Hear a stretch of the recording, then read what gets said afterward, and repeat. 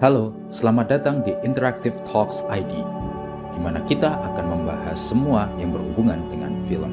Di episode kali ini, kita akan membahas 5 film yang menurut kita adalah film terbaik sepanjang masa. Sit back and enjoy the show. Halo teman-teman Cinephile, selamat datang di konten kedua kita. Sebenarnya di konten ini kita cuma mau ngobrol aja, sejenis mau podcast dan sharing. Hari ini kita mau bicarain apa nih, Liv? Halo, sebelum masuk kenalan dulu kali ya. Yang tadi barusan ngomong itu admin Reza Pahlevi. Aku namaku Muhammad Alif, bisa dipanggil Alif. Kalau misalkan ditanya, ya aku yang spesialis film-film niche, pretentious dan sebagainya. Dan mungkin Reza bisa lebih ke film-film yang mainstream gitu kali ya. And he is the realish Cinephile, believe me guys. Kita semua sinetpal guys. Sinetpal itu yang penting suka nonton film aja guys. Tidak terkekang dengan jenis film. Oke, hari ini kita bakalan ngomongin top 5 favorite movies of all time. Jadi kita akan masing-masing memberikan 5 film terbaik yang menurut kita terbaik sepanjang masa. Tentu saja ini akan subjektif ya. Jadi kalau misalkan kita mungkin ada film yang kalian tunggu-tunggu tapi nggak masuk ya, namun juga list subjektif gitu. Dan juga nanti sebelum nomor 1 kita bakalan ada 3 film honorable mention yang mana mungkin ini bisa yang menurut kita mendekati perfect atau mendekati favorite of all time, tapi ya falls a little bit short atau ya nanti akan ada alasannya yang akan kita bahas di ngobrol kita kali ini. Oke, sebagai tambahan, benar kata Alif tadi, kalian boleh setuju ataupun tidak setuju itu sangat diperbolehkan karena film-film yang akan kita sebut ke depan akan sesuai preferensi kita ya, Alif ya. Jadi stay tune aja dan hope you enjoy. Asik. Alright. Oke, kita mulai dari kelima. Ya, karena kita akan bicara tentang 5 favorite movies all the time di Interactive Talks kali ini ya. Di konten bisa tuh working title ya. Di konten Interactive Talks kali ini. Kayak kita mulai dari Cinephile sejati dulu. Emang yang kelima ini versi lo apa, Liv? Oke. Nomor 5. Sekalian sedikit promosi Letterboxd ya, ada Letterboxd nanti di deskripsi bisa lihat. Tapi kalau bisa dilihat yang pertama adalah Boys in the Hood, directed by John Singleton, dirilis tahun 1991. Kalau kalian tahu aktor, rapper yang namanya Ice Cube, film ini merupakan debutnya dia. Jadi dia pertama kali acting dan pertama kali dia kalau nggak salah dia nggak nge-write ya, dia benar-benar acting di sini, debut acting di sini itu adalah film ini yang disutradarai oleh John Singleton dengan bantuan Cuba Gooding Jr. Mungkin kalian tahu dari film lupa namanya yang sama Robert De Niro itu, Unbroken atau apa gitu, pokoknya tentang marinir. Anyway, kembali ke Boys in the Hood. Why this is one of my favorite films of all time? Karena sebagian besar itu dari cerita dan atmosfernya. Jadi bagi kalian yang belum tahu tentang film ini adalah film yang very grounded to reality. Ini penggambaran realita yang nyata di South Central LA, yang mana pada tahun-tahun segitu itu rasismenya itu masih sangat tinggi.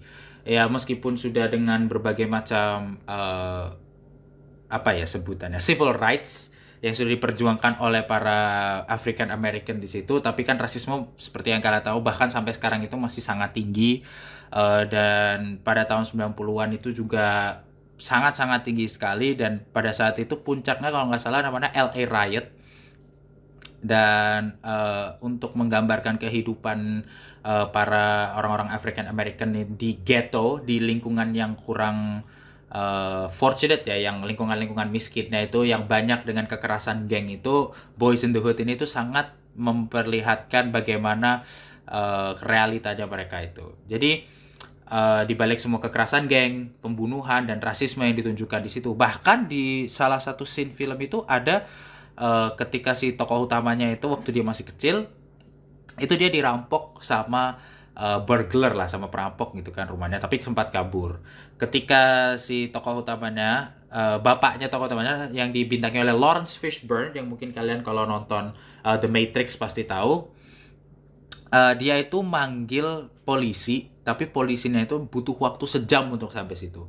Dan di situ ada polisi yang seorang African American juga, dan di situ dia juga ngejudge gitu kayak, oh ngapain kalian malam-malam masih gini dan sebagainya. Ini bukan itu. Pokoknya banyak banyak judgmentalnya di situ. Nah, itu ditunjukkan dengan sangat real di film tersebut. Dan di semua misfortune yang terjadi di ghetto itu mereka masih bisa bertahan dan berusaha mencari kehidupannya lebih baik. Di film itu juga ada 3 karakter itu, dan kebetulan si Cuba Gooding Jr. itu memerankan pemeran yang dia itu punya father figure, dia straight lah bisa dibilang, kayak tujuan hidupnya dia pengen kuliah, pengen mencari kehidupan yang lebih baik. Sedangkan Ice Cube di situ apa namanya, dia memerankan karakter yang lebih ke bukan stereotipikal, tapi kayak lebih menunjukkan bahwa gang life-nya itulah, yang dia nggak punya bapak, dia nongkrong sama teman-temannya yang geng, dan dia kayak sering party dan sebagainya itu. Jadi kayak bener-bener kayak dua sisi koin yang sangat berbeda lah. Nama karakternya itu Doughboy. Di situ dia sangat menunjukkan itu. Dan secara teknis film ini tuh nggak ada plotnya ya, lebih kayak scene-scene yang loosely connected gitu. Dan entah kenapa meskipun nggak ada plot to say gitu, nggak ada plotnya itu, tapi bener-bener masih film ini tuh masih bisa menunjukkan kayak realita yang gritty dan apa namanya, dan eh, nggak membosankan lah, bisa dibilang seperti itu. Ditambah lagi dengan soundtracknya yang penuh jazz, yang apa, penuh saksofon, sorry bukan jazz gitu ya, jazzy tapi dia ada saksofonnya, itu bener-bener kayak bisa memberikan atmosfer yang kental lah, tentang menunjukkan bagaimana keadaan South Central LA pada saat itu.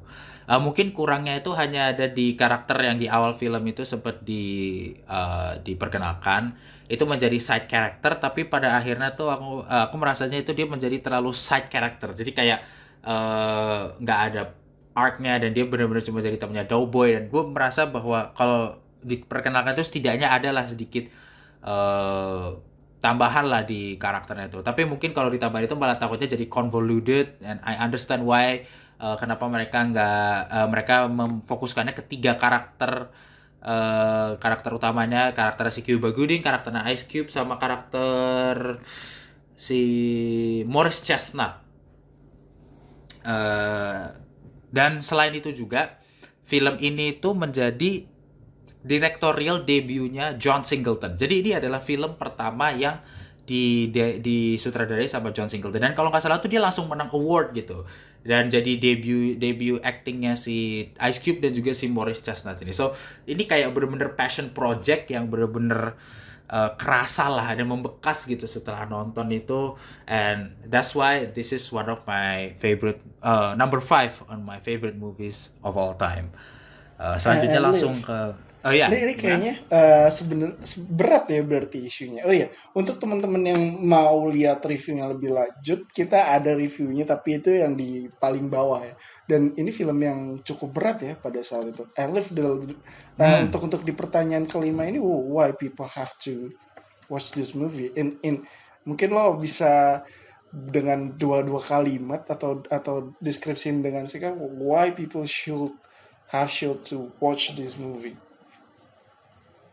Em, dengan iklim rasisme yang sebenarnya itu menjadi salah satu bagian dari kehidupan manusia. Tapi dengan iklim rasisme itu, we can get a glimpse into other people's life in other countries, dan bagaimana Oh, mereka juga menderita gitu. Dan dapat sebenarnya insight penderitaannya juga ya. nggak itu. Ya, dapat insight, bisa dibilang seperti itu. Right. Oke. Wow, cukup cukup berat ya isunya. Oke. Oke, jadi ini part aku kalau aku kelima. Hmm. Aduh, ini akan sangat jauh. Sorry teman-teman ya. Aku akan patahin ekspektasi kalian kalau tadi Alif membahasnya terlalu berat. Nomor 5 adalah aku Mr. Bean Holiday. Oh Karena really? Wow, really bener-bener Mr. Bean kontras Holiday is ya. one of the greatest movie all the time. Karena tolak ukur aku, film favorit adalah film yang aku tonton lebih dari 3 kali sepanjang hidup aku. Dan nomor Nah, 5 jatuh kepada Mr. Bean Holiday. Karena kenapa? It was fucking Rowan Atkinson. Rowan Atkinson entertain many people, mungkin orang yang generasi tua, generasi muda, dan bahkan anak-anak kecil sekarang melihat Mr. Bean masih lucu dan real gitu. Sebenarnya kenapa Mr. Bean Holiday? Pertama Mr. Bean Holiday karena itu Rowan Atkinson. Of course it's Mr. Bean. It's a brand, you know, it's a fucking lonesome brand. Tapi yang jelas aku lihat dari Mr. Bean Holiday ini adalah ini salah satu film Mr. Bean atau Rowan Atkinson terpanjang ya.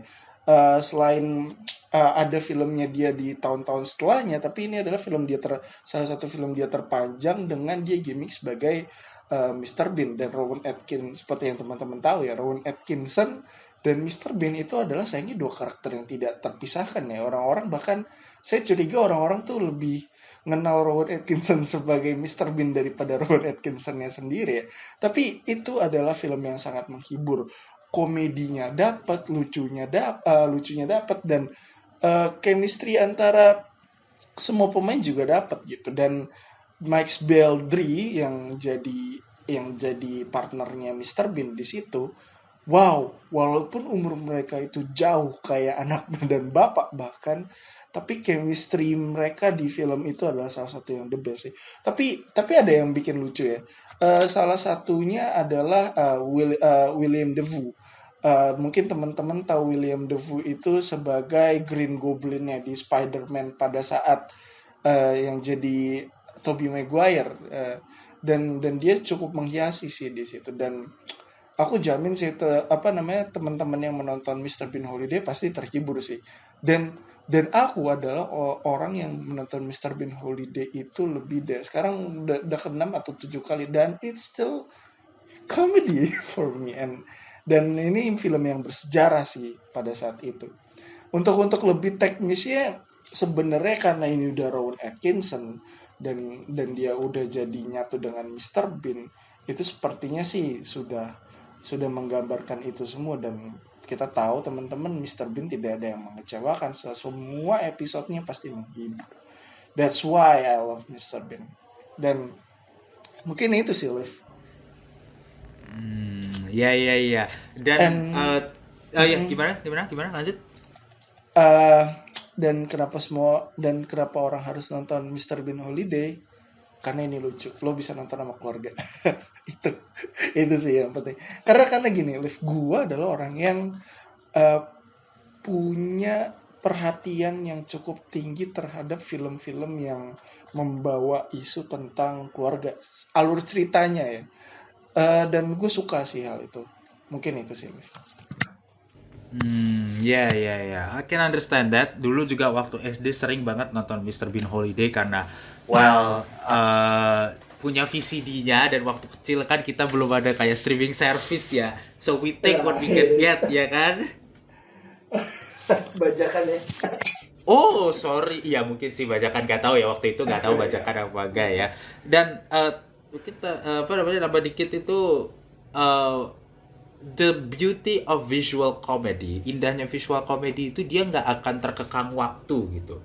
Jadi kalau misalkan kita nonton berapa tahun lagi ke depan dan sebagainya, itu pasti masih bisa lucu daripada kalau ini bukan berarti nggak suka komedi yang pakai jokes gitu ya, tapi kalau dibandingkan dengan jokes yang dikatakan lewat mulut itu mungkin nanti di masa depan oh jokes ini pada masanya lucu tapi di masa sekarang sensitif dan sebagainya. Tapi kalau visual comedy itu dia akan lebih luasa dan nggak akan terkekang oleh waktu.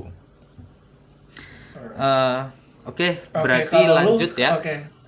Keempat, versi Muhammad Ali Farhan, sang senefal sejati.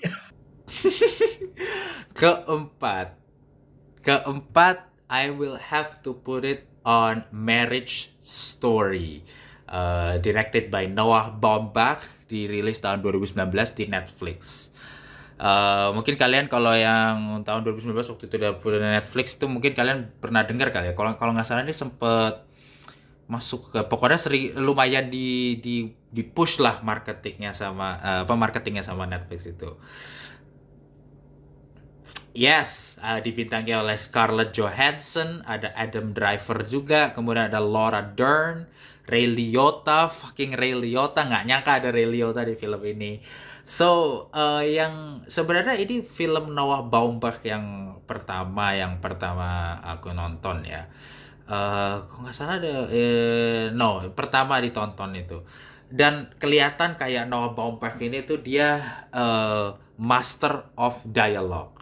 Jadi dia yang writer writer film ini juga Noah Baumbach. Jadi kayak kalau kita biasanya nonton film itu, kita pasti biasanya filmnya itu kayak karakter satu ngomong, nunggu selesai, baru karakter dua ngomong.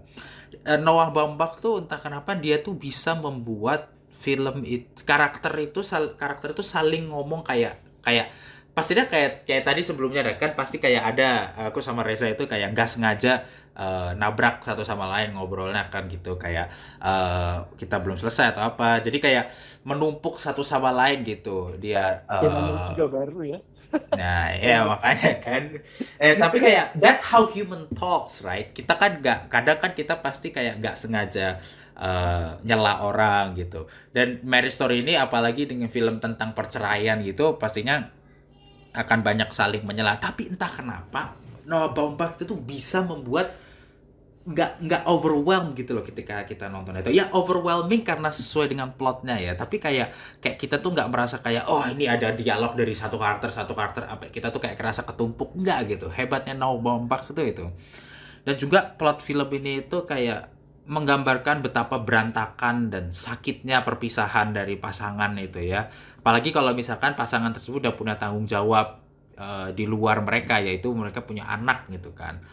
Noah Baumbach itu ya, kayak tadi master of dialogue itu dan dari film itu tuh aku ngerasa kayak dengan bukan beberapa ya kayaknya first half apa I have to rewatch this again man but di at the very least around first second half itu kita fokus ke ScarJo kayak kita banyak belajar tentang si karakternya si ScarJo itu tapi dengan itu kita akan memberikan waktu karakternya Adam Driver itu juga untuk berkembang gitu. Dan apa namanya? Well ini mungkin bias kali ya. Jadi I like this kind of movies man. Dimana kayak kita tuh memperlihatkan sisi-sisi manusia yang real gitu. Nggak di sugarcoat, nggak dimanis-manisin gitu. I like those kind of movies.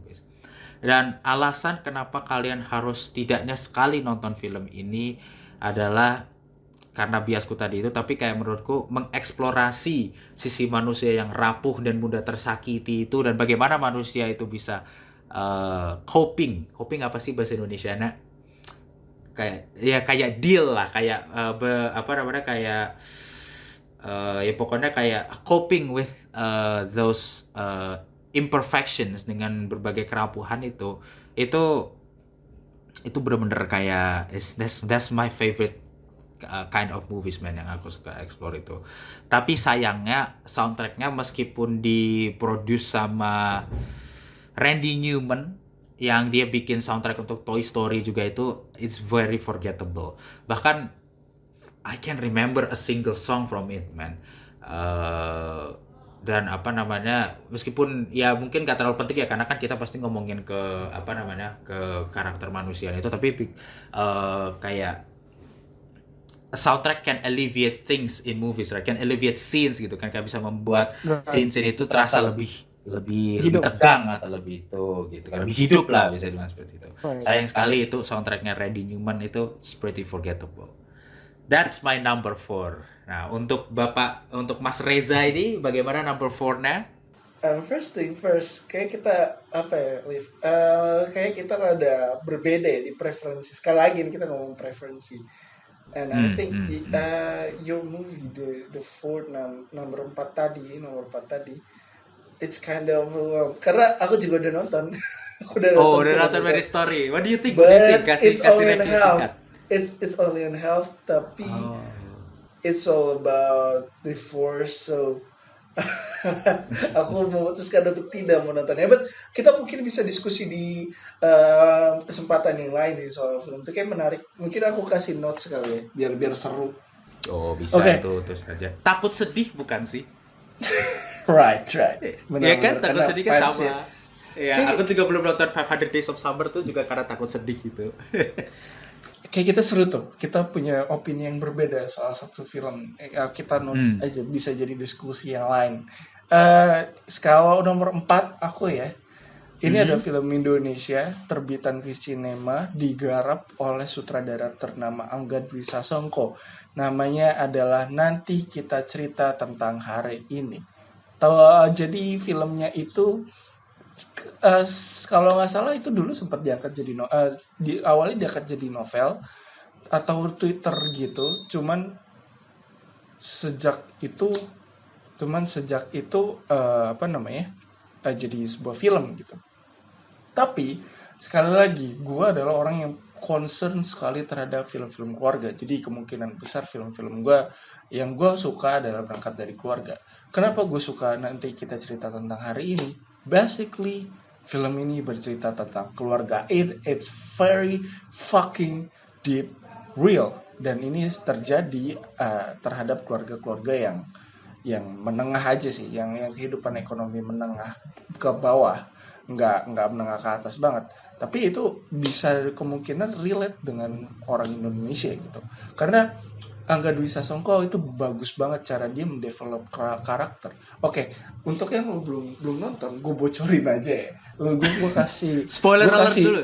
Spoiler gue alert. kasih ini plot plot cerita. Let's say gue nggak plot cerita. Eh, Nanti kita cerita tentang hari ini itu bercerita tentang keluarga. Ada 5 orang, ada bapak, ibu, ada anak pertama namanya Mas Angkasa, kedua itu kalau nggak salah gue lupa namanya siapa tapi cewek, yang ketiga cewek.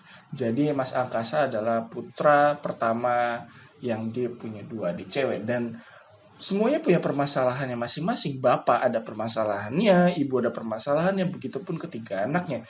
Dan Angka Dwi Sasongko menyoroti permasalahan masing-masing itu sangat bagus. Permasalahan bapak gimana, permasalahan jadi ibu gimana, permasalahan jadi anak pertama dan satu-satunya laki itu gimana, permasalahan jadi anak kedua, dan karena gua anak kedua ya, Liv, anak kedua itu di film itu dan gue ngerasain hal yang sama dengan dia. Makanya gue suka film ini dan anak ketiga juga sama.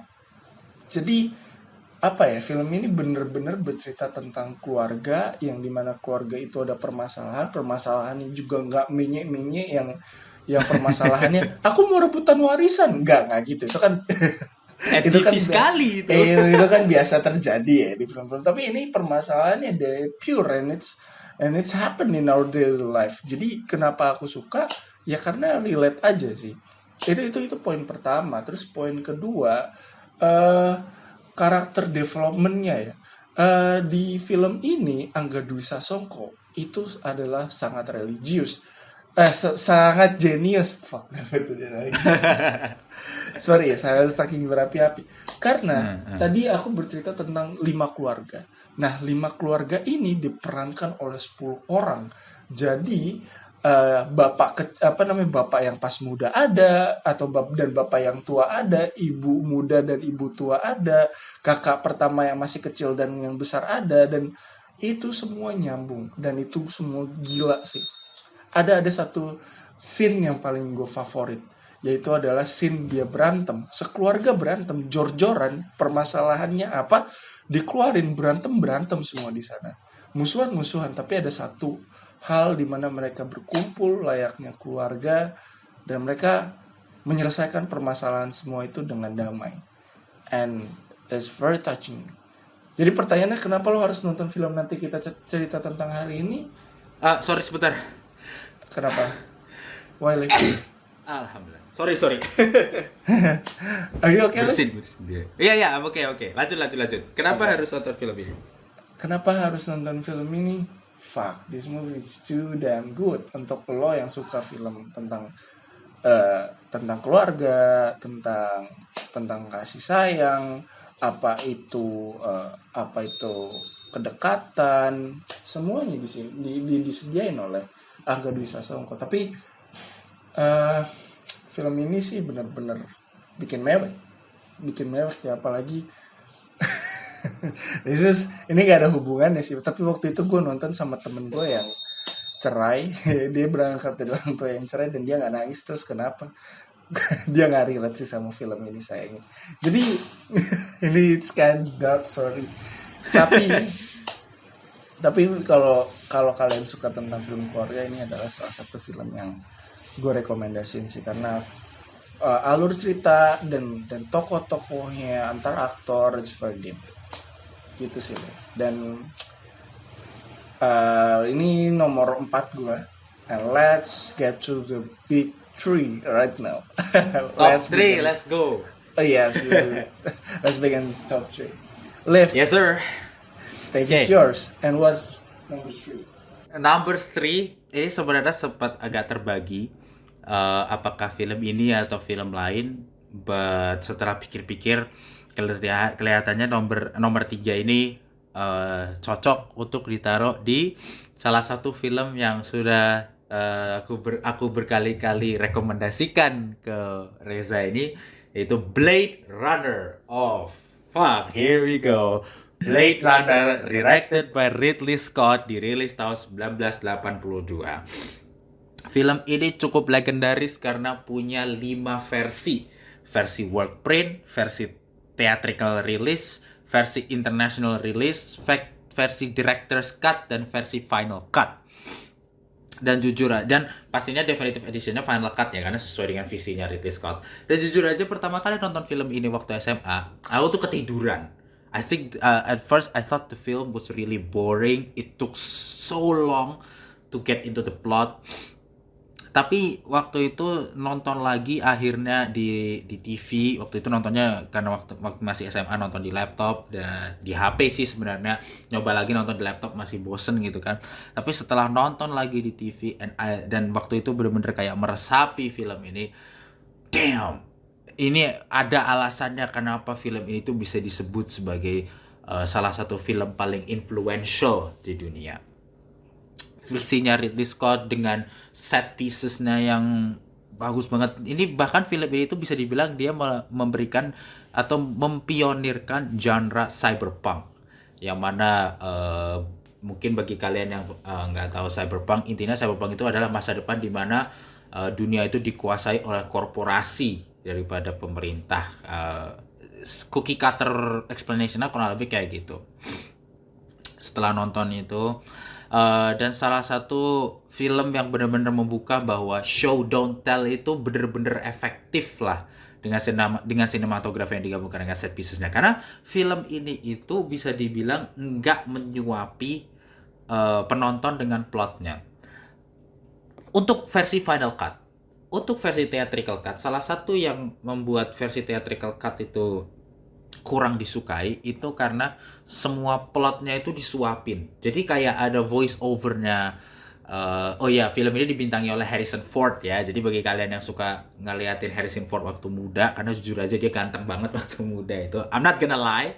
And his smile is very fucking obvious. Yes, dia dan di sini itu dia kayak, karena karena waktu itu work printnya ditujukan ke test audience dan reviewnya jelek, akhirnya disuruh sama studio kayak, ayo kita kasih voice over, kita kayak suapin gitu plotnya ke penonton. Dan Harrison Ford itu kalau kalian lihat di YouTube ada klipnya itu kayak dia tuh ngasih tahunya kayak, replicants, it is one of the kayak mumbling gitu, karena dia juga nggak suka gitu.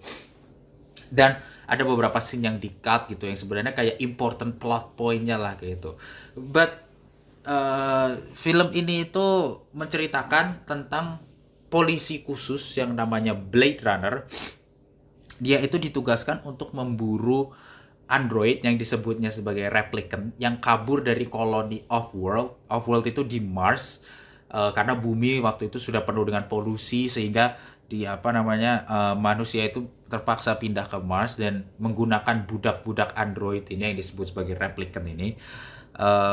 Dan tugasnya dia itu adalah untuk memensiunkan bukan membunuh. Jadi saking dianggapnya replikan itu bukan manusia yang bisa mati gitu, akhirnya mereka disebutnya dipensiunkan. Kalau kalian mau tahu lebih lanjut, bisa lihat video sebelumnya yang mana itu kayak bener-bener menuangkan cinta tentang Blade Runner itu. But anyway, kembali ke Blade Runner ya.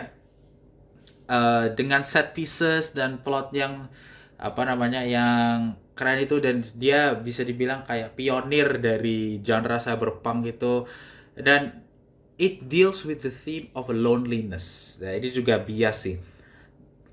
Beberapa film favoritku itu biasanya bertemanya tentang kesendirian. Bagaimana manusia itu berjibaku lah misalnya dengan kesendirian itu. Di mana Deckard, nama karakternya Harrison Ford itu bener-bener ditunjukkan bahwa dia tuh kayak sendiri, dia tuh nggak punya tujuan hidup. Namun dengan misi dia di Blade Runner ini itu, dia akhirnya pelan-pelan itu, ini agak sedikit membocorkan video yang tentang Blade Runner itu, dia akhirnya secara ironi belajar tentang kemanusiaan dari manusia buatan itu. So that kind of deeper meaning, jadi kayak meaning yang lebih dalam itu yang tidak secara eksplisit ditemukan, tapi kalau kita tonton dengan seksama itu bisa dilihat itu, that shit is so fucking good. Excuse my French ya. It's so fucking good. It is my fucking favorite. And that's why it's my favorite movie of all time. Dan sebenarnya alasan untuk nonton tadi sudah disebutkan ya, selain karena plot dan sinematografi dan juga set pieces.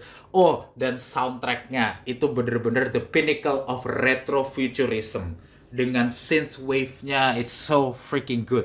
Bahkan I'm not ashamed to admit this, terkadang kalau misalkan lagi di kamar sedang gabut atau apa, I put the Blade Runner soundtrack through my phone and I listen to it because it's that fucking good, man. Is that fucking good. Dan dengan mendengarkan itu tuh kayak bener-bener bisa terbayang kayak oh ini scene ini, oh ini scene ini, karena bener-bener membekas itu scene-nya. Tapi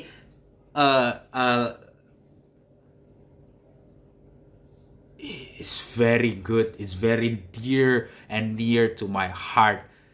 Tapi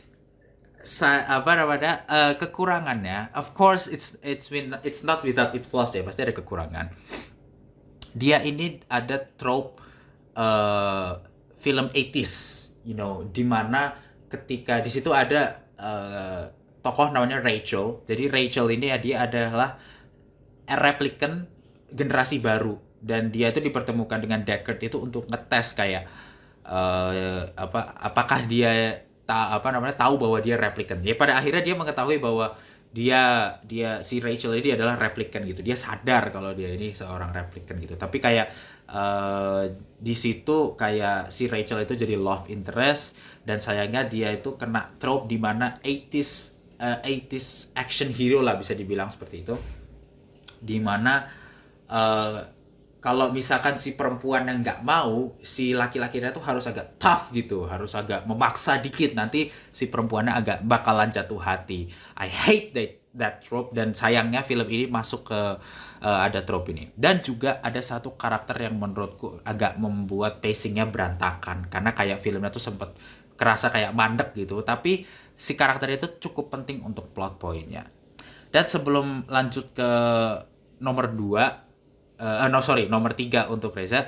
Kalau kalian kalau kalian lebih suka membaca buku, film ini itu berdasarkan buku karya Philip K. Dick yang berjudul Do Androids Dream of Electric Sheep. Tapi dia itu bukan kayak kopian dari buku benar-benar dijadikan film, tapi dia kayak hanya based off. Jadi banyak karakter yang diubah namanya, banyak kayak plot point yang benar-benar berubah. So kalau kalian baca bukunya kemudian nonton filmnya, kemungkinan kayak agak bingung. Tapi kalau misalkan kalian nonton film jadi dulu baru baca bukunya, kayak bisa kayak oh ternyata perbedaannya di sini, oh ternyata perbedaannya di sini. Personally, I think the book is better, but still one of my favorite films of all time. Nah, seperti itu. Oh my god, panjang banget ya kalau udah ngomongin Blade Runner. Apalagi kalau udah sama aku. Dan selanjutnya, and I really see that you are very, very fucking apa semangat di sini ya. Semangat di sini Nice. siapa sih? Ya Ya itu itulah. lah. I'm very passionate about You're this. passionate, right? Yeah. Passionate. Oke, selanjutnya Reza, silahkan number 3. Number 3, okay, it's gonna be fucking controversial, and I think number 3 akan jatuh kepada Hillbilly Elegy, alright? Shut up, man. Shut up. Sebelum masuk nih, kita sempat ada argumen ini nih. Waktu itu lihat di Letterboxd soalnya reviewnya kayak kurang bagus, tapi Reza kok bisa suka gitu. Personally, I haven't watched it. I have put it on my watch list, but kita kasih dulu ke Reza. Kenapa ini jadi nomor 3 loh ini? Right, Di this- favorite movies. Oke, fuck you Letterboxd. Fuck you Letterboxd. Kayak kita preferensi kita nggak sama. Dari kacamata gua, dari kacamata aku ya, Lev. Hillbilly Elegy adalah film terbagus yang pernah aku tonton. Karena kenapa? Oke, sebelum lebih jauh ngebahas, aku mau jelasin dulu backgroundnya Hillbilly Elegy ini film apa sih. Jadi gini, Hillbilly Elegy itu adalah film yang diangkat dari sebuah kisah nyata sebenarnya, kisah nyata seorang politisi sekarang. Dan gue sayangnya lupa namanya politisi itu siapa, tapi yang jelas politisi itu sekarang jadi politisi Republikan. Dia dibesarkan oleh keluarga besar yang sangat amat guyup, tapi keluarga intinya tuh kacau balau. Jadi bapaknya tuh entah meninggal atau cerai, nggak dijelasin dalam filmnya, tapi yang jelas ibunya nih nikah mulu. Udah kayak kucing. ibunya nikah mulu, jadi dia dan ibunya juga kayaknya sama masa mudanya belum selesai sih. Jadi kelihatannya si ibunya ini masih luntang-lantung lah hidupnya, nggak jelas. Dia dan tolak ukurnya adalah dia narkoba gitu. Dan jadi imam keluarganya mereka justru itu bukan dipegang oleh ibunya, justru dipegang alih-alih dipegang oleh neneknya gitu. Dan menurut gua itu adalah salah satu film Amerika Serikat yang paling jujur. Karena dia benar-benar menampilkan suatu kesederhanaan. Karena gini, like umur aku 22 tahun sekarang, selama aku menonton film Amerika Serikat, apalagi biasanya film Hollywood, they always showing a rich family. Maksudnya gini, mereka jarang yang rumah berantakan, atau sesimpel wastafel nggak dicuci, atau kehidupan ya keluarga yang mess, itu jarang banget sih aku nonton. Mungkin Alif punya jawaban di sini. Aku tahu Alif kayaknya pengen no don't stop like that. Tapi ini yang jelas Lanjut dulu. Tapi yang jelas itu dalam kacamata aku itu adalah salah satu film yang paling jujur ya. Dan juga kenapa ya, film keluarga. Dan ini salah satu film keluarga yang paling aku suka. Karena kenapa? Karena ini berbicara tentang bagaimana cara mereka menyelamatkan ibunya setelah si politisi ini udah besar. Dia punya problem sendiri, kakaknya punya problem sendiri, dan ini berasal dari keluarga yang benar-benar problematik gitu. Mereka sayang satu sama lain, tapi di sisi yang sama mereka benci juga sama si ibunya ini, karena ibunya ini adalah sumber problematiknya mereka dan masih narkoba segala macamnya. Dan upaya-upaya yang mereka jalankan untuk tetap tabah, lalu juga untuk tetap berdamai dengan masa lalu ibunya, dengan keluarganya yang seperti itu, keluarga intinya. Itu adalah suatu yang benar tadi yang aku bilang, balik lagi, itu jujur banget film ini. Jadi kenapa aku bilang ini adalah salah satu film terbaik ya. Dan Letterboxd bilang si Andy Adams, ya namanya siapa sih? Amy Adams. Annie Adams ya. Amy, itu adalah Amy, pakai M. itu adalah acting terburuknya dia selama dia berkarir di Amy, itu adalah acting terburuk Amy Adams selama dia berkarir di Hollywood. And once again, fuck you Letterboxd. Karena ini untuk konteks.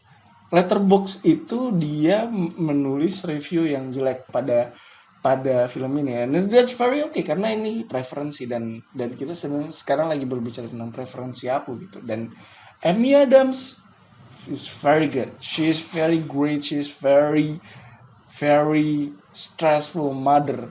Kayaknya dia yang aku bilang tadi, dia kayak belum belum selesai aja sama masa lalunya. Dan Amy Adams sangat baik. Tolak ukurnya apa? Mungkin ini terdengar klise, tapi Amy Adams kalau nggak salah menaikkan berat badannya, terus juga diet. Men, eh aku kan suka film yang bertemakan junkies ya kebetulan. Aku suka narkos, film-film narkoba yang Pablo Escobar dan segala macamnya. Aku suka itu, dan aku ngeliat behavior orang narkoba, and Amy Adams got it, and she is very success menurut aku ya di film ini. Tapi jangan lupa juga chemistry antaranya, chemistry si anaknya Amy Adams yang jadi pemeran utama, yang jadi tokoh aslinya gitu, yang jadi sekarang jadi tokoh politisi Republikan di Amerika Serikat, itu sangat baik juga. Yaitu diperankan oleh Gabriel Basso dan Halle Bennett. Shout out untuk mereka berdua. Fuck, mereka bagus banget di film ini.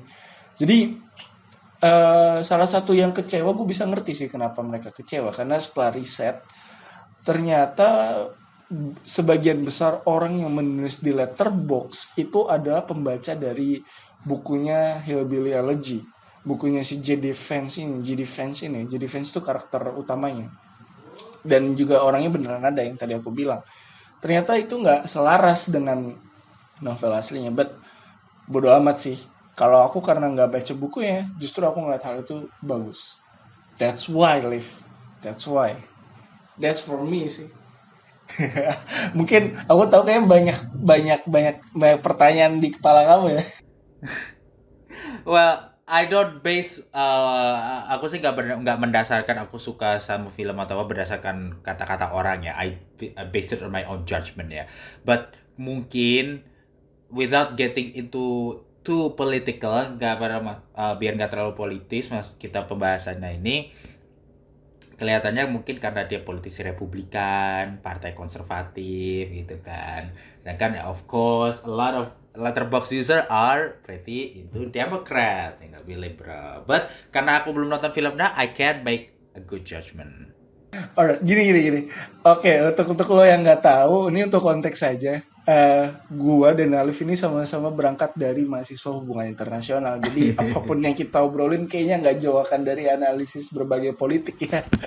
Oke, mungkin bisa dibahas di tempat yang lain sih. Oke, Alif. Without any longer, mungkin the second one.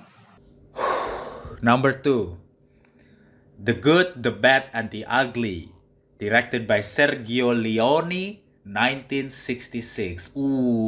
Tua banget. Kemungkinan ini film udah seumuran sama orang tua kalian. My father was born in 96. In 69, I'm sorry. Dari tadi kita kayak udah kebanyakan kita ngambil dari film-film Hollywood ya, based of Hollywood. I don't know, kurang tahu juga ini, tapi kelihatannya ini bukan dari Hollywood lah, maksudnya bukan kayak major studio atau apa. Karena film ini itu bisa disebut sebagai genre-nya adalah spaghetti western. Kenapa disebut spaghetti western? Well, kalian pasti tahu film-film western kan, western yang semacam cowboy, with horses dan bandit dan semacamnya seperti itu kan. Dan spaghetti western ini adalah versi low budgetnya western, dan biasanya yang membuat itu adalah orang-orang Italia, direktor Italia, aktornya orang-orang Italia. So dari namanya aja udah kelihatan ya, Sergio Leone ini dia adalah direktor Italia. Dan fun fact, di sini Sergio Leone itu karena nggak punya uang yang cukup untuk menyewa aktor-aktor dari Amerika itu yang benar-benar itu. Akhirnya kalau nggak salah, correct me of this one, karena udah agak lama juga nggak nonton film ini. Dia itu akhirnya menggunakan orang-orang Italia sana itu yang pastinya bayarannya lebih murah. Dan kalau kita nonton versi yang sekarang itu mereka didubbing, tapi kalau versi aslinya mereka itu ngomongnya itu pakai Italia, jadi mereka nggak dipaksa pakai bahasa Inggris karena aktor itu nggak bisa bahasa Inggris. Jadi mereka tuh kayak menggunakan they use the only resources that they have. Pokoknya yang bener-bener mereka ada itu mereka pakai. Kalau misalkan mereka ngomongnya nggak bisa ngomong bahasa Inggris, ya udah nggak apa-apa, ngomong aja pakai bahasa Italia, no problemo. Tidak mengganggu plotnya gitu. Film ini itu dibintangi oleh, kalau kalian pastinya mungkin pernah dengar ya, tapi kalau kayak itu adalah Clint Eastwood, one of the most legendary actors that has ever been graced on this earth. Buset, itu banget ya, apa namanya, dramatis banget ya. Tapi dia itu bukan memulai, tapi dia banyak film terkenal itu adalah dari spaghetti western. Salah satunya adalah The Good, The Bad, and The Ugly. Ini yang merupakan bagian, dan dia itu juga main di 3 film lain. Kalau nggak salah buatannya Sergio Leone juga. A Fistful of Dollars sama yang satu lagi lupa. Tapi yang aku tonton itu kebetulan cuma The Good, The Bad, and The Ugly ini. eh Kenapa ini menjadi nomor 2? Karena ini adalah film yang membuat aku itu jatuh cinta kepada sinema. Dalam artian bukan cuma nonton film-film Hollywood, tapi pengen explore berbagai macam sinema. Dia adalah salah satu film pertama yang durasinya hampir 3 jam dan banyak menggunakan long take dan apa namanya, pokoknya film-film yang slow burn lah dibandingkan dengan western yang banyak actionnya. Spaghetti western itu biasanya banyak banyak quiet moments, lebih berdasarkan dialog gitu, dan ini adalah salah satunya, dan itu membuatku kayak wow, ternyata ada ya film kayak gini yang di luar dari trope Hollywood itu. Wah, pengen explore lagi lah sampai kayak gitu.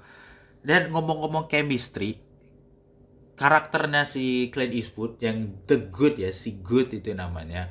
Kemudian karakternya si Eli Wallach itu kalau nggak salah dia mainnya si The Ugly apa The Bad gitu. Itu chemistry-nya itu bener-bener kayak komedik, tapi juga ada saling kayak benci gitu. Jadi kayak campuran dari berbagai macam chemistry itu, dia tuh bisa menyatu gitu. Endingnya udah gitu lucu, dan plot ini tuh sebenarnya simple.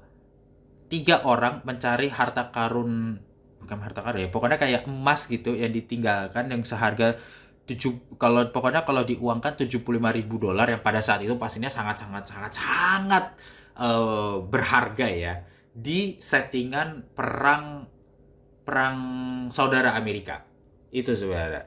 Jadi kayak kita mengikuti perjalanannya The Good sama The Ugly ini. Kemudian nanti ada sesekali kita ke The Bad gitu. The Bad ini itu dia hanya yang bikin interesting itu adalah The Good sama The Ugly itu bener-bener kayak yang dalam tanda kutip sebenarnya mereka semua kriminal sih, tapi kayak yang paling 3 dimensi. Jadi kayak the Good itu kayak dia sebenarnya acuh tak acuh, tapi pada akhirnya karena butuh kayak transactional ya. Jadi kayak dia butuh si Ugly untuk mencari harta karunnya ini ya. Akhirnya dia ada juga apa namanya membantu si Ugly, begitu juga si Ugly. Sedangkan si Bad ini tuh dia bener-bener cuma pembunuh bayaran. Cuma pembunuh bayaran yang benar-benar orang jahat lah bisa dibilang gitu. Sedangkan kayak The Good sama The Bad ini bisa dibilang dalam tanda kutip itu agak morally gray, meskipun pada akhirnya mereka juga ya dalam tanda kutip saling membenci ya. Kalau kalian nonton filmnya itu, wah, endingnya itu kayak benar-benar salah satu ending yang ikonik gitu. Dan kenapa harus nonton? Well, try it.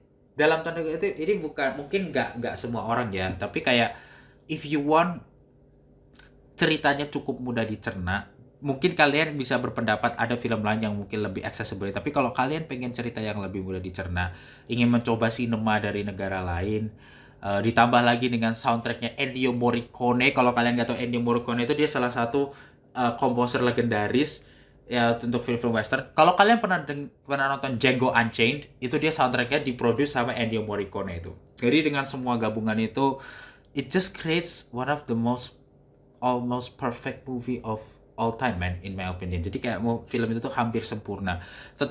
Mungkin kalau dilihat balik tuh kayak ada bagian yang mungkin bisa di-cut atau apa, tapi kalau di-cut itu rasanya kayak esensi dari filmnya hilang gitu loh. So kayak ngerasa bahwa ini imperfect but also perfect. Paham gak sih? You know what I mean? And cause I don't know, I'm sorry if gak bisa ngasih komen banyak karena aku tidak familiar sih terhadap filmnya. So that's one movie to put on your watch. Man, itu salah satu film yang di watchlist itu. Jadi kayak bahkan sebelum nonton film western tuh, aku tuh malah nonton spaghetti western dulu, yang mana bisa dibilang itu kayak the cheaper counterpartnya itu. Pokoknya banyak lah kayak scene-scene ikonik dan kemudian kayak apa namanya ya sebenarnya kayak banternya itu sih yang paling bikin menarik itu. Dan kalian pernah nggak sih dengar melodi ini? Kayak gimana ya? Tuh, na na na. Nah, itu melodi itu tuh sangat-sangat ikonik untuk film western dan bahkan tuh banyak lah homage-nya itu kayak yang referensi atau kayak film-film yang ada tema-tema cowboy itu biasanya kayak sedikit mengambil dari itu. So that's why my number two is The Good, the Bad, and the Ugly. Now, silahkan lanjutnya Mas Reza. The Good and the Bad. Alright. That's a very old movies and I think aku akan coba nonton itu kali ya. Thanks for the review, Rif. Tapi kalau aku ya kedua, ini film lama sih, tapi filmnya 1972, cuman beda berselang berapa tahun doang dari film yang Alif sebutin, dari film yang tadi Alif sebutin. Judulnya adalah shit. Na na na na na na na na na na na na na. Oh, The Godfather. Na na na na. Ini salah banget sih. But yes, The Godfather is everyone's favorite movie pada zamannya sih. Bayangin men, orang pada ngira pada saat itu kakek-kakek yang diperankan oleh Marlon Brando itu adalah kakek-kakek berumur 80 tahun beneran, padahal pada saat itu didandanin menjadi seperti itu, padahal saat itu Marlon Brando umurnya 40 tahunan. Kenapa aku suka film The Godfather? Again, this is about family movies, tapi ini yang lebih ke arah action, not really action. How can I describe this movie? Tapi yang jelas, film ini menawarkan alur cerita yang sangat-sangat bagus. Kenapa bagusnya? Karena tadi banyak hal yang diangkat di sini sih tentang apa itu arti lo setia terhadap orang yang bersama lo dari nol, apa itu pengkhianatan, apa itu arti dari sebuah kehilangan. Lalu juga di film ini kita belajar bagaimana cara menjadi pemimpin yang harus dihargai oleh semua orang, bagaimana membuat keputusan. And aku mendapat semua itu dari film ini sih, The Godfather ini, jujur. Karena awalnya aku tahu The Godfather ini dari game ya, terus tiba-tiba jadi sebuah yang film yang Dari buku, kok dari game? enggak, bukan. Aku tahunya.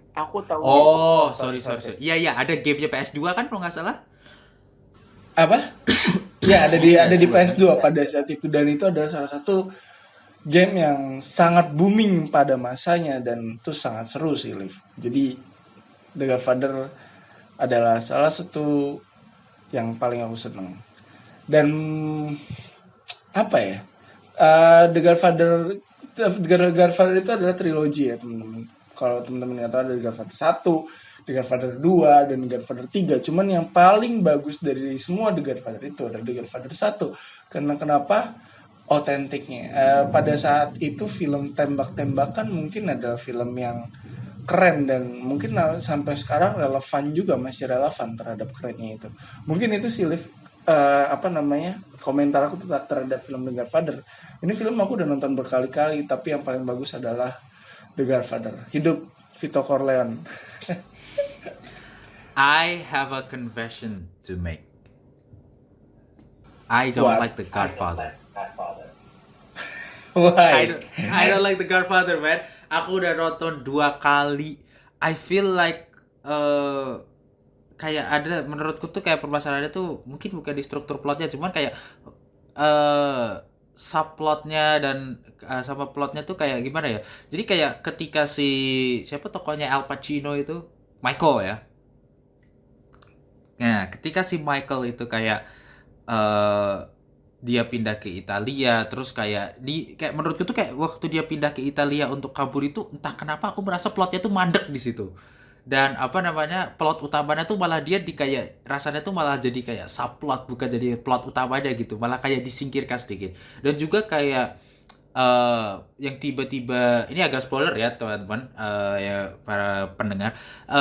Kayak entah kenapa aku merasa plotnya yang si istrinya tiba-tiba kena car bomb itu dan meninggal, terus dia akhirnya itu dipaksa untuk balik lagi ke Amerika tuh kayak kayak out of nowhere aja muncul lagi tuh, dan aku merasa kayak man, why, kayak setidaknya ada sedikit foreshadowing atau apa. Mungkin aku harus nonton lagi, but truly I've watched it twice and I still don't like it. Mungkin harus nonton 3 kali kali ya kayak Blade Runner. But for me, the kayaknya confession is I don't like The Godfather. Oke, that's I respect, I very respect that. Tapi kalau udah 2 kali nonton kayak nggak usah sih. Hey man, Maksudnya emang nggak Blade suka. Runner aja butuh 3 kali loh. And that's very okay. Tapi kenapa harus nonton film The Godfather? Kalau misalkan mau dapat value-value yang tadi, jawaban gue simpel sih, tonton film ini. Karena film ini adalah salah satu film bagus. Tapi kalau yang suka kekerasan, kalau yang nggak suka kekerasan, jangan ya. Karena film ini ada tembak-tembakannya dan tembak-tembakannya rada sadis sih pada saat itu. Cukup sadis ya. Cuman di film ini kita benar-benar tahu apa itu arti sebuah kesetiaan dan apa itu arti sebuah pengkhianatan. Itu sih live dari gue. Oke, let's begin the number one. Before number one, honorable mention. 3 film yang mendekati favorite movies of all time. Atau kalau misalkan because favorite of all time kan cukup susah ya untuk dipilih saya. Kalau misalkan kamu cuma ada 1 atau cuma ada 2, it's okay. But for me, I have 3 honorable mention. Ini singkat aja, jadi karena singkat aja langsung 3-3-nya aku sebutkan. Yang pertama adalah How to Train Your Dragon. Peak DreamWorks. Peak DreamWorks. Yeah, you don't expect that, right? Karena Lisa ini film-film film niche semua kan. But for real, How to Train Your Dragon, almost perfect movie, very good. Animasinya masih bener-bener kerasa bagus sampai sekarang. Ada beberapa render yang menurutku kurang bagus, terutama di karakter modelnya. But the story, man, it touches my heart, man. I've watched it so many times. Kemudian yang kedua adalah Ghost in the Shell. Ghost in the Shell ini ini anime, yang apa namanya? Intinya adalah kalau misalkan kurang lebih kayak Blade Runner, tapi kayak kalau misalkan jiwamu itu dipindahkan ke tubuh robot, apakah kamu tuh masih menjadi manusia apa enggak? Si Major Kusanagi-nya itu benar-benar itu ada scene yang benar-benar aku suka. Itu berapa menit cuma si Major Kusanagi keliling kotanya dengan opening soundtrack. It is very good. I just wish it was longer. Pengen lebih panjang aja sih, karena menurutku karena ini tone-nya tuh kayak lebih dark dibandingkan dengan serial animenya. So I prefer the original 1995 movie ya, yang tahun 1995 ya, bukan yang versi Scarlett Johansson ya. Versi Scarlett Johansson itu benar-benar cookie cutter, benar-benar kayak versi apa namanya, deeper meaning-nya itu benar-benar kayak dicabut sih menurutku. Dan yang terakhir adalah Come and See, Idi Ismatri. Ini adalah film Uni Soviet tahun 1985. Nonton itu tuh benar-benar kayak menyayat hati. Sebenarnya kayak film ini tuh film yang bagus, jadi kayak menunjukkan bagaimana Nazi itu dulu menyerang desa-desa kecil di apa namanya, di Soviet. Ada satu scene yang mana ketika si tokoh utamanya kayak, oh aku ingin jadi militer dan membantu tentara merah gitu, dan dia pergi dan meninggalkan desanya. Ketika dia pulang dia lihat, oh desanya kosong gitu kan, oh mungkin mereka lagi mengungsi gitu. Tiba-tiba ditunjukkan adalah tumpukan mayat-mayatnya. Ini bener-bener film bagus, tapi I cannot recommend it karena bener-bener kayak menyayat hati. Cuman kalau kalian mau lihat, kalian bisa tonton gratis di YouTube karena semua film-film Soviet di-upload ke YouTube dengan subtitle bahasa Inggris tentu saja. But man, it is very, very, very close to be my favorite movies of all time. Reza, ada honorable mention? No sih. Tapi aku langsung aja sih untuk film pertama sih, Liv. Oke, kalau gitu mau film pertamanya, mau number one, mau aku dulu apa kamu dulu? Please, you, because tadi kamu udah 3 dan aku rada penasaran ini siapa sih? Siapakah film pertama ini? Number one, kalau kalian follow aku di Instagram, promosi sedikit, you will notice very well. Coba kasih tau dulu dong Instagramnya apa? Apa? Ya. @Maria oh bukan ya? At JavaBoyMK03 bisa kalian follow di situ. But langsung aja, number one, my favorite movie of all time is Blade Runner 2049. Dirilis tahun 2017, directed by Denis Villeneuve. Yang baru nonton Dune pasti kalian tahu Denis Villeneuve. But man, why do I love this movie so much? Because this is the perfect sequel. This is how you make a sequel. Sebenarnya sudah aku jelaskan juga di di video tentang Blade Runner. But man, how you make a sequel? Ambil beberapa poin penting dan jangan terlalu banyak nostalgia ke belakang. Ada sih satu nostalgianya, yaitu Harrison Ford balik lagi, but fuck man, other parts of this fucking perfect. I cannot describe how I love the Blade Runner 2049. Selain karena perfect sequel, of course, Ryan Gosling, manusia tertampan di dunia. I'm not gonna lie about that. Bisa tertampan di dunia. Kemudian ada Ana de Armas. Tapi film ini bukan karena aktornya, tapi karakter yang dimainkan oleh aktornya. Dibandingkan dengan Blade Runner yang original, yang mana ada perdebatan kayak, oh apakah Deckard itu replicant atau bukan, dan semacamnya gitu. Di 2049 ini adalah kejadiannya tuh sudah 30 tahun setelah original Blade Runner. Dan sebelumnya itu ada 3 short movies untuk menjelaskan konteks plotnya itu di Blade Runner. Jadi produksi Androidnya itu, produksi repliknya itu sempat dilarang, tapi akhirnya diperbolehkan lagi. Dan versi replikanya ini yang dimainkan oleh Ryan Gosling namanya KD-3.7 kalau nggak salah nama lengkapnya, dia itu dipanggilnya K. Dia ini seorang replicant yang disuruh untuk menjadi Blade Runner. Jadi secara itu dia kayak membunuh bangsanya sendiri. Kemudian dia menemukan suatu penemuan bahwa ada replicant yang ternyata bisa melahirkan. Dan kalau bisa melahirkan kan berarti kayak akhirnya mereka bisa, nggak ada bedanya sama manusia dong. Nah, ditakutkan mereka akan bangkit. Nah, itu disuruh si K itu untuk mencari bayinya itu. Dia tuh kayak pertama kali nonton tuh bener-bener kayak subvert my expectation. Jadi kayak bener-bener membelokkan ekspektasiku. Waktu awalnya kayak ini gini nih. Ternyata mendekati akhir, ternyata beda gini. Dan seperti biasa Blade Runner banyak banget shot yang bener-bener indah, yang kalau kalian screenshot tuh bener-bener bisa jadi wallpaper. Very long-winded shot dan plotnya nggak disuapin. Dan juga ada salah satu subplot yang bener-bener aku suka banget untuk dieksplor di sci-fi ya. Nah, itu apakah ketika sebuah AI ketika dia mencintai atau merasakan cinta, apakah itu bener-bener cinta atau itu hanya bagian dari pemrogramannya? Karena si K ini dia punya istri, dalam tanda kutip istri ya. Ya dia itu sebenarnya program AI yang namanya Joy. Yang mana Joy ini tuh kayak hologram yang sebenarnya bisa diprogram kayak untuk mengikuti semua kemauannya kalian atau kemauannya para usernya, terserah mau apa gitu. Dia bisa jadi istri yang baik, bisa jadi istri yang penurut, terus dia disuruh apa aja mau gitu kan. Dan at one point K itu kehilangan Joy.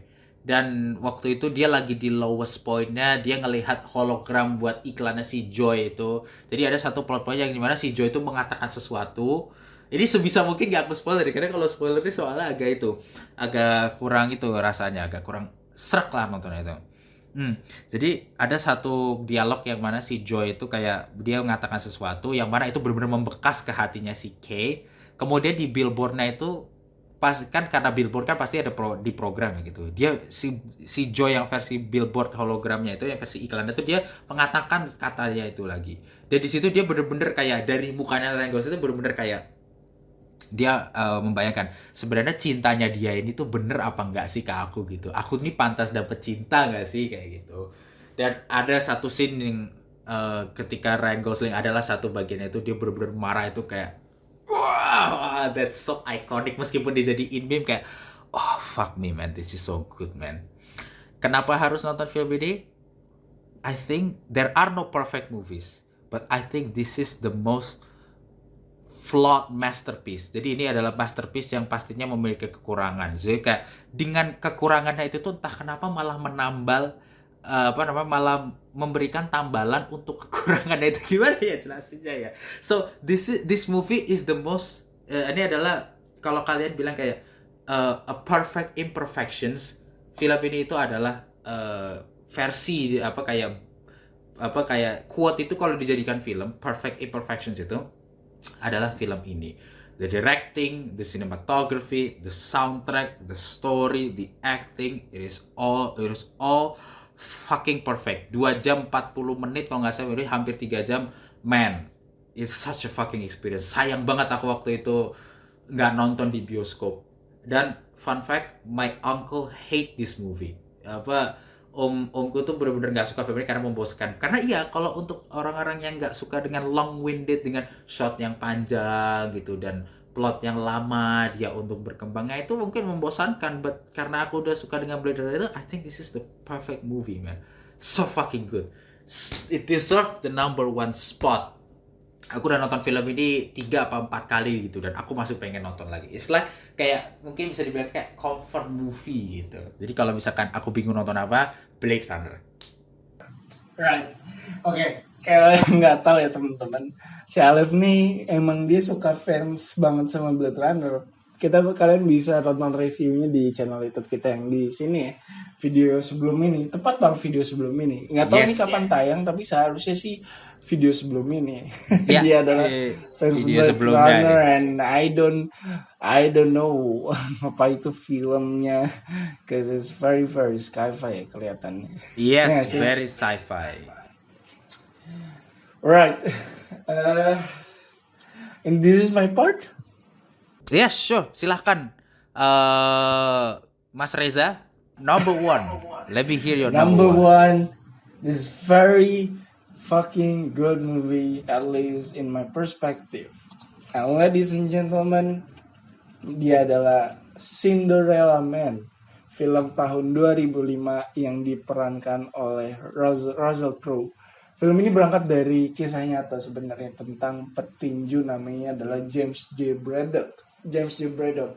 Jadi untuk yang nggak tahu, film ini tuh bercerita tentang seorang petinju terkenal, James J. Braddock. Cuman karena situasi Amerika Serikat perekonomiannya lagi lesu, ini tahun 39 ya, tahun 20 atau aku lupa.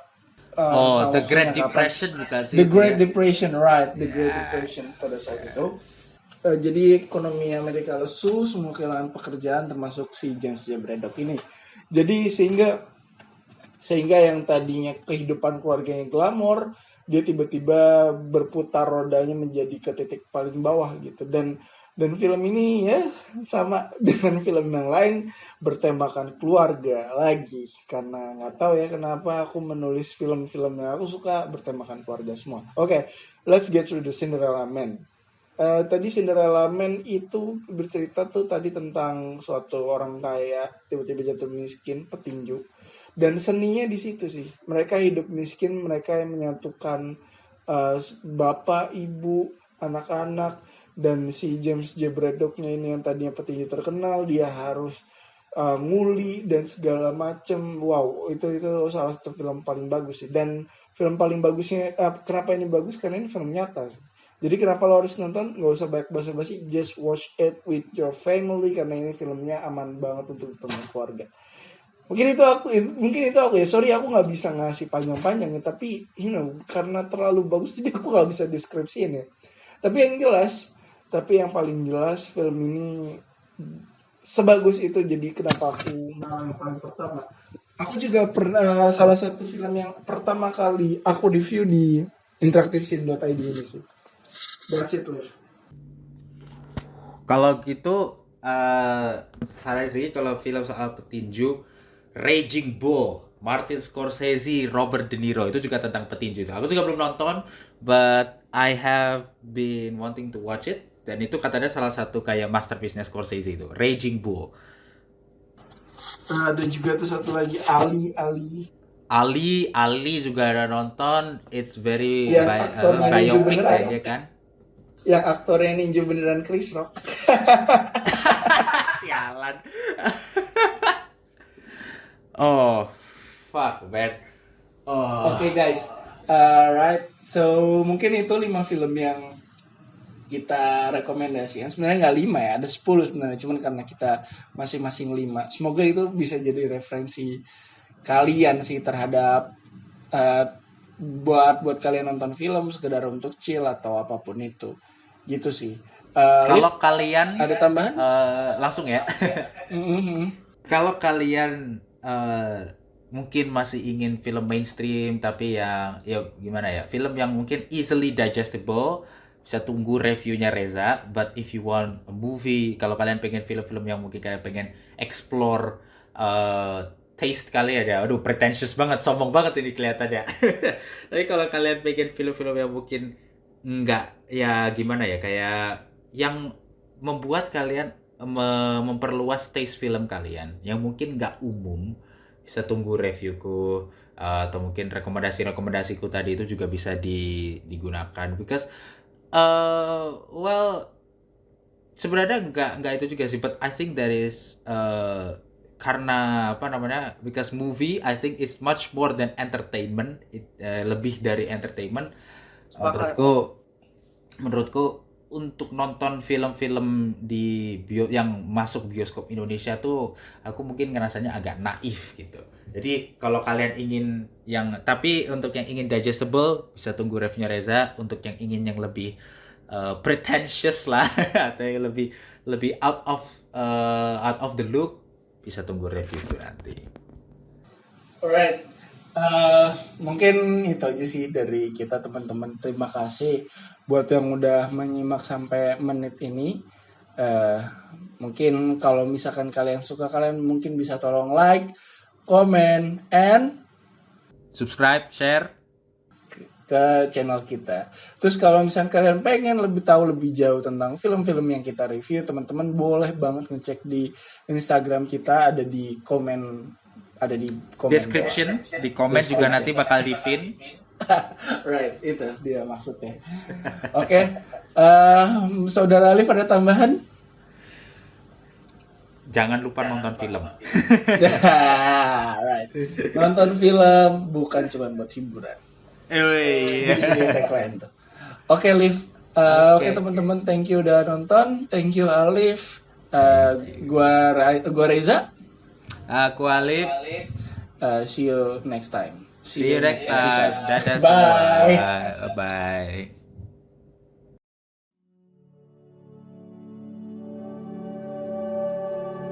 Terima kasih sudah mendengarkan episode Interactive Talks kali ini.